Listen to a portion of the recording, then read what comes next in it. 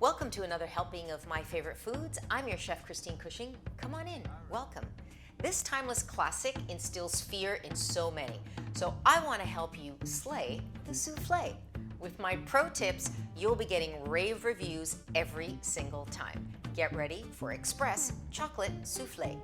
Allons-y. Who doesn't love a souffle? I mean, seriously. So step one for my express chocolate souffle is melting good quality bittersweet chocolate, along with some 35% cream, whipping cream.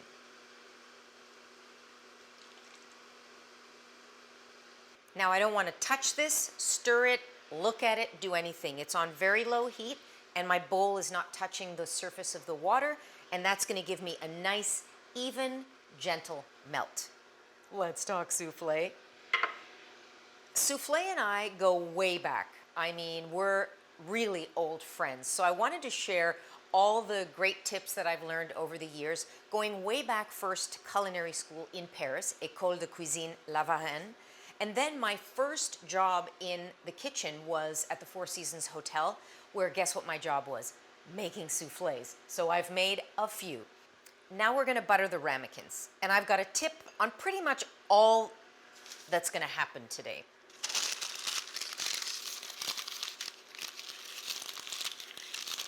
This is the fastest and easiest way. You kind of butter it super quickly, just like that. Okay, and repeat.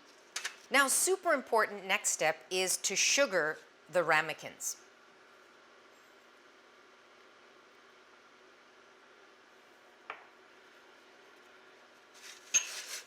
This is how I like to do it. I like to spin these around and then pour it into the next one. That's the easiest way to go about it.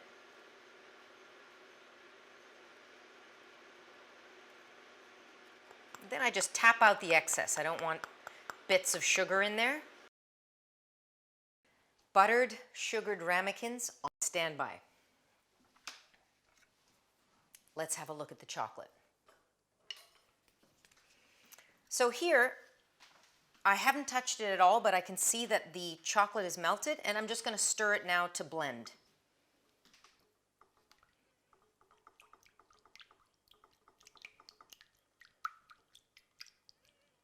I make these small circles in the center, and then eventually it'll just stir. Chocolate's really fussy. I mean, super fussy. And I just want to make sure that everything is completely blended and all the chocolate is melted. So let's see. Now I can get rid of my double boiler, or bain-marie. Next step is separating the eggs. We need 5 whites and 3 yolks. So 3 whole eggs plus 2 whites. Quick math. Let's go.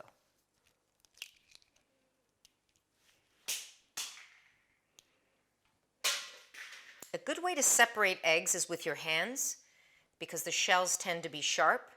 And if you're not a pro, what you do is you separate over one little bowl like this, and then you transfer that to the big already that you're going to add to. In case you get some yolk in there, you don't need to pitch the whole thing. Makes sense, right?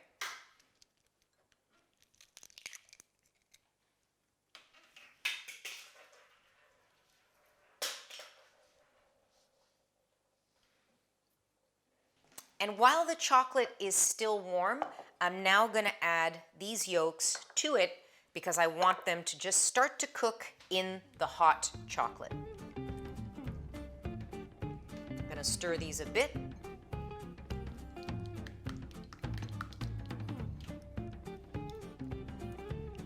And then pour them right in. Oh, yes. Stirring. So already this is going to be a little bit thickened. And now we have to add some flavor to this. We're going fully French. So a little bit of vanilla. I'm using a paste. You can use a vanilla bean. You can use extract here. But vanilla and chocolate are best friends. Like Souffle and I. So there goes the vanilla bean paste, and I'm breaking all the, like I'm really going French with this. What's your most French alcohol that you can think of? For me, Grand Marnier. It is an orange flavored liqueur, which I love with chocolate. Stirring that all up.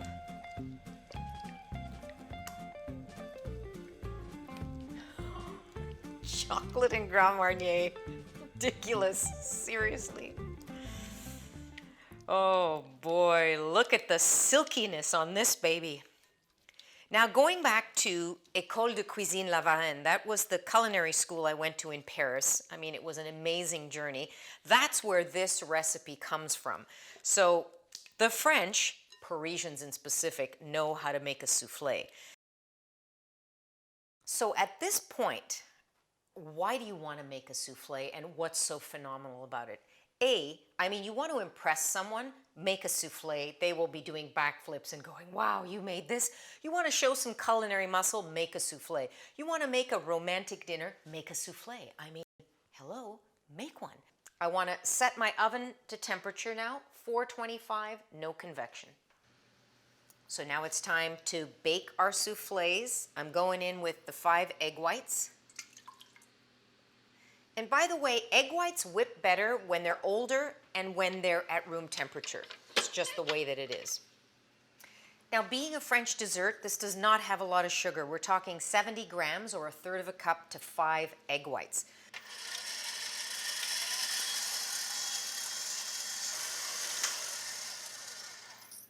Phase 1, low speed, breaking up the eggs.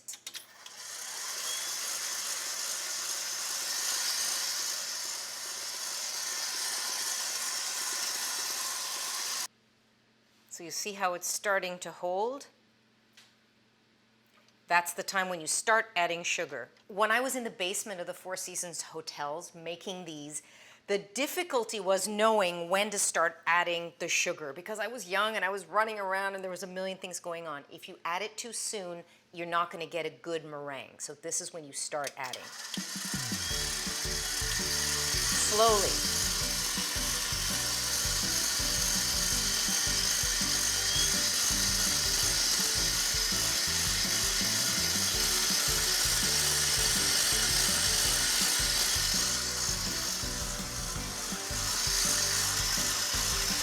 Crank it now.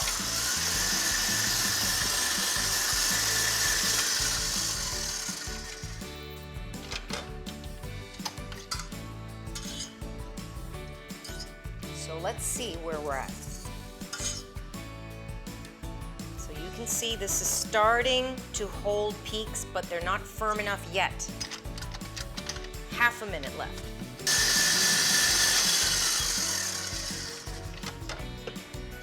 So let me show you now what you're looking for. There it is. If you go beyond that, it's going to get grainy and they're going to be too dry. So you want a nice glossy peak, but you don't want it to be any more stiff than that.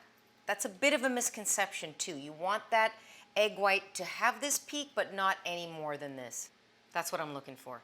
Now, if you've made this in advance, you want to just put it over the double boiler again till it's just warm. You want to bring that chocolate back to temperature. The next step is taking 1/4 of this mixture and putting here.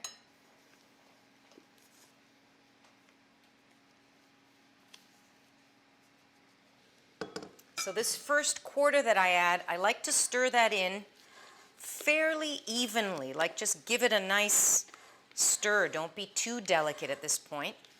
You can see the bubbles in there. This aerates it all, and then we get to keep our bubbles. Okay, the remainder goes in now. And then absolutely gently we start folding.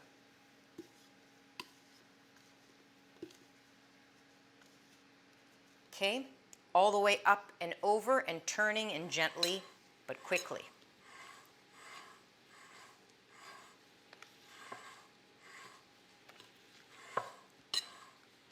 By the way, the reason this is called express is there's no flour, there's no starch, there's nothing. It's just basically the chocolate, the eggs, whatever flavoring, and some sugar and cream.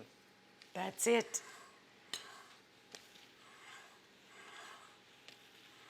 Are you mesmerized? You're getting sleepy. Look at that. Okay, at this point, no messing about.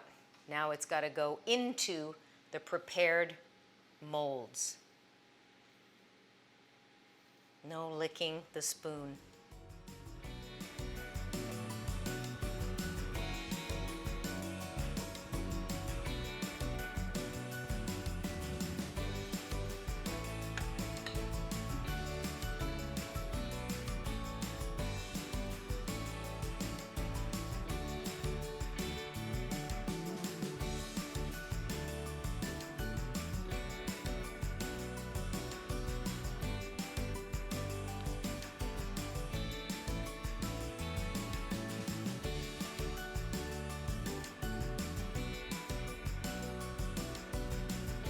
So you see how I filled them all the way to the top?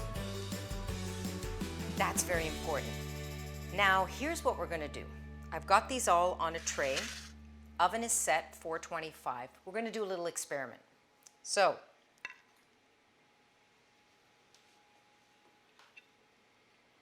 I'm gonna put 2 of them into a bain-marie or a water bath, because I wanna show you what happens when you cook them in a water bath instead of just on a baking sheet, okay?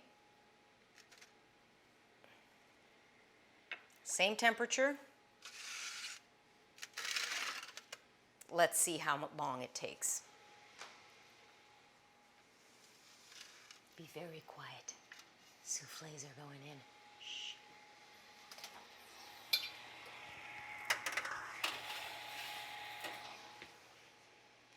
And bain-marie.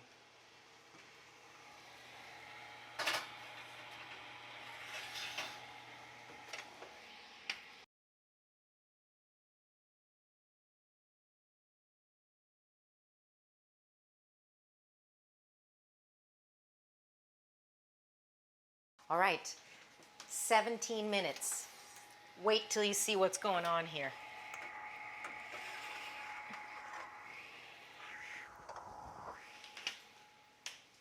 So, these are the souffles that had no water bath. Look at how they're looking. You see how it just overflows a little bit? It's a bit out of control. This high temperature gives you a softer center, but check this out. And this is why I wanted to show you this. This is where I get all excited. The challenge here is you want to be careful because obviously this is a hot water bath. I mean, seriously, look at that.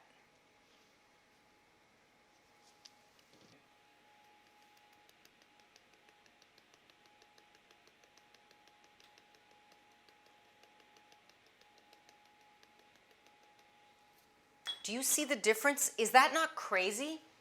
I mean, this still looks okay, but here you have control. So what the water bath or the bain-marie does is it tempers that cooking inside so it's a much slower cook and more even. You don't get that huge fast burst.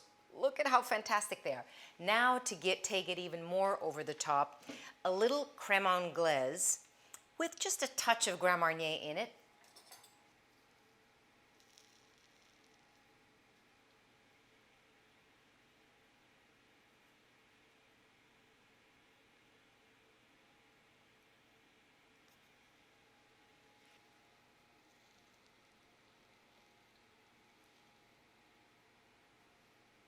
Who wants to taste? I know you do. I totally know you do. This is super hot at this point, but wow, the Grand Marnier already from that warm souffle, it's incredible.